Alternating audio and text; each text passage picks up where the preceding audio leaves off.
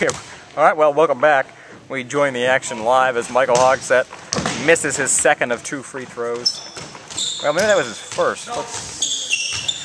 You know, no, that was the second. Hard to keep track of this. They're scoring so much, it all blurs together. Yeah, and you know, while it may be nice for the Platypi to see a fresh scoreboard at halftime, it kind of makes it hard to follow the score here. Right now, it's 19-5. White team. Oh, bad pass there by Steve. You know, passing is something that takes just a lot of practice. And there, turnover. Ethan has the ball. Let's see if he just puts this up for a 3. Nope. No. Pass it out to Warner. Puts up a 3. You have to wonder that was why over Ethan didn't everything. Take that shot. He had the room. He had the time. And Easton generally gets a much better shot than Warner. Brian taking the ball back down. Puts it up. Puts it up. That missed it. Air ball. Just having a hard time getting stuff to fall here in the second half. As we, well, we're more than 3/4 the way through this game, and they've only put up 5 points in the second half. That's hard to believe. They really need to find some kind of new strategy or something here. They even want to have a respectable score at the end of this. Well, we just got a good shot at the 14 on the back of JT's shirt. That should be kind of a goal. Hit 14 points, you know, before this half is over. 14 and a half, I think, from where they're at now would probably be a good spot. Man, that one's just... You know, speaking of finding new things, I understand that NASA just found a lot of new planets, some of which might actually support life. Yeah, I was reading about that. That's pretty interesting. They think they may have tripled the amount of known planets, which is just incredible. That it seems like every day, or like, you know, every reasonable period of time, we're just discovering and going deeper and deeper into space. You know, I wouldn't mind being in space right now. Unfortunately, I'm here at Bryan College in the practice gymnasium. Yep. Watching this veritable nightmare for the platypi, and you have to wonder, what if it's all just a dream, Drayton? Well, what if it's all just a really bad dream? You never know. I'd like to think our commentary would be a little better in our dreams, but you never know. We'll know if we wake up tomorrow morning. If this is on YouTube, we'll know it was real, I guess. Corwin puts up a 3. Oh, nowhere close. David Corwin just having a very hard time getting his shots in the right range. He was overshooting his first game. And well, you know, it could be, we're in the practice gym. The air has got to be a little thinner up here. That could be messing with his head a little bit.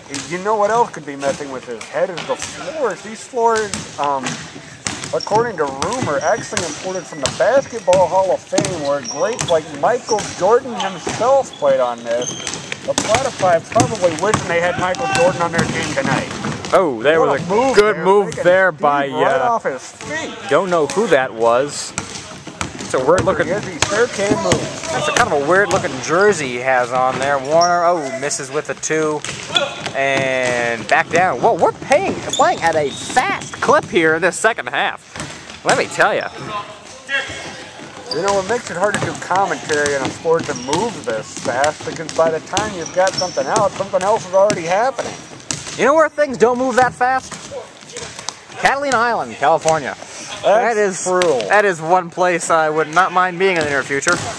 You know, the Platypi might want to go there to recover from this humiliating Corwin loss. puts up a 3. That one's a little closer. Kind of a weird shooting motion there by Corwin. You know, actually, that looks like the recommended shooting motion I used back in my days as a coach. Those days long gone now, though. Remind the viewers again of your coaching experience. They might not be familiar with that.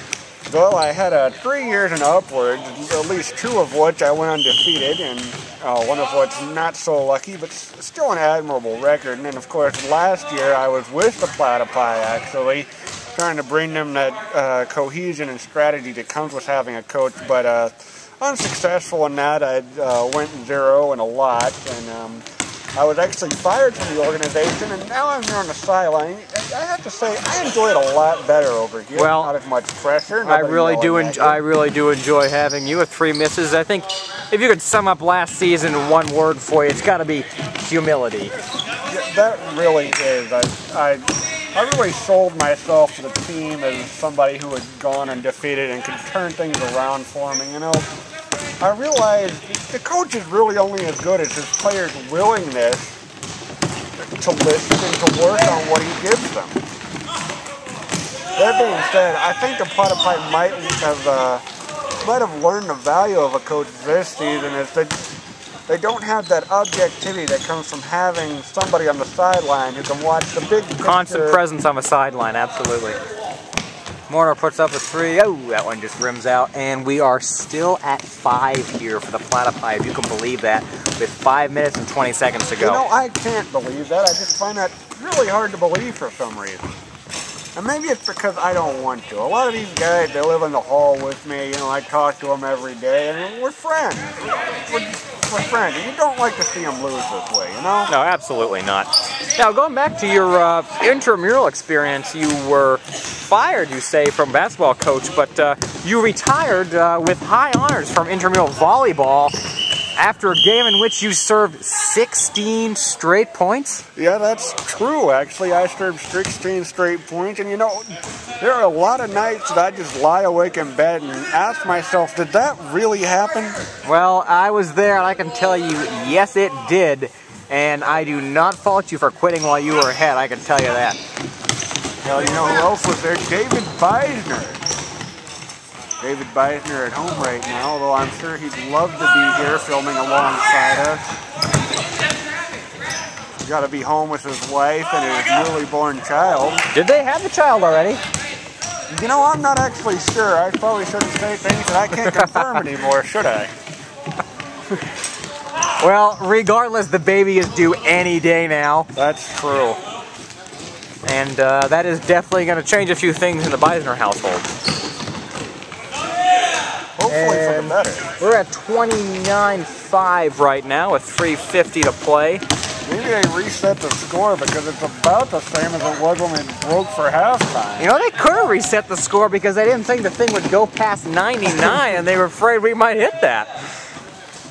You know, that certainly looked like a possibility with the way the white team is playing tonight. You know, ordinarily you just don't see scores like that in an intramural game, but... Let me say this, Helms. We're seeing a really utter domination by the white team in this game. And, you know, the 3 best teams in the league, the Platypi, have yet to play. So we could be in for some more of this. It may be time to bring some reading material. Let's hope it doesn't come to that. Well, you never know. The schedule for next week will be released tomorrow. I think it's fair to say the Platypi will have 2 games. Ethan puts up a 3. That one's off the mark. They should have 2 games next week. Corn with a nice rebound puts up that shot. That one just misses. And you know, trying to help his own cause there. And I don't know when this is going to be, but the Platypi versus the faculty. Any game involving the faculty, always entertaining. You know, it's always fun to see your professors out there playing on the court. And while more staff have come to play in recent years, there's still a few professors who are stalwarts on the team. That's true. Not many professors that Brian really had the vitality to get out there and play with these people, but you know, it's good to see some of them trying. Man, we have a timeout by the Platypi. We're going to go ahead and follow suit with our own timeout. With 2:13 to play here in the second half, the score this half is white team 35, which I believe would make it 68, and the red team, I'm going to have to go with 17 or 18. So we will rejoin the action in a few minutes here for the final 2 minutes of this game.